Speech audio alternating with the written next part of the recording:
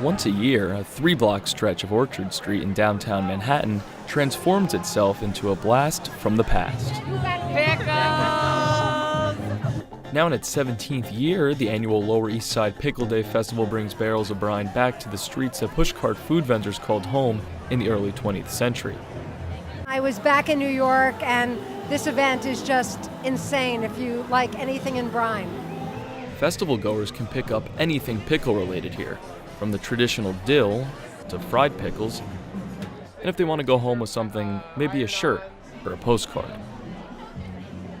Laura Carlson works at the Lower East Side Partnership, the neighborhood group responsible for organizing the event. So we had a wide variety of different kinds of vendors this last year. More clothing. We hope to maybe bring more food in next year. We like to keep it focused on pickles, but also have things for people who aren't pickle eaters. It may seem a bit goofy to some, but only if they don't know the history of the Lower East Side. In the late 19th and early 20th centuries, Eastern European immigrants flooded Manhattan looking for new opportunities, and with the large Jewish population who brought with them the art of the brine, the Lower East Side transformed itself into the Pickle District. As the city dealt with financial crisis in the late 70s, the Lower East Side became a gritty hotbed for crime. But gentrification has sent rents soaring and cafes and boutiques rushing back to the area. And when I lived in New York in the 70s, I used to come down to the Lower East Side to shop for bargains. Like I bought my first set of steak knives, 12 for $5 on the Bowery. I bought my sheets in one of the linen shops on the Lower East Side. And now this has become as vibrant a neighborhood as any neighborhood in Manhattan. But with change comes loss. As more shops and restaurants pop up, most of the barrels have disappeared. So if you want an authentic dill around here nowadays, you'll have to talk to the pickle guys. Tradition matters at this joint on the corner of Essex and Grand Street. Mike Chu has been in the pickle business for 20 years and says the store moves between 10 and 20,000 pickles per week.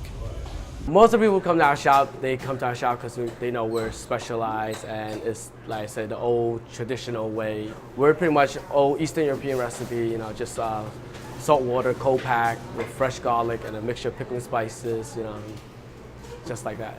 Although they're the last pickle shop in town, Chu still prefers the safety and diversity that has helped reshape the Lower East Side in recent years.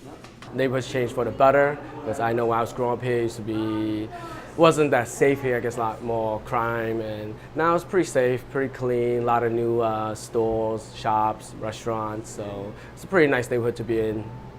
It's a challenging task for those like Carlson, who have to balance new residents with the neighborhood's vibrant history.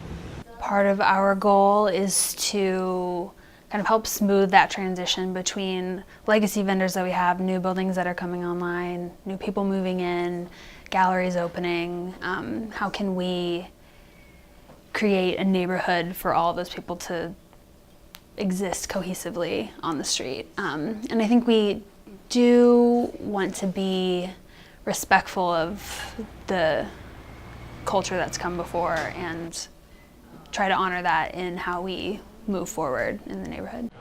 In a city that is constantly changing, at least this day, once a year, there's a chance to stop and smell the vinegar. For NYU Now, I'm Michael Thompson.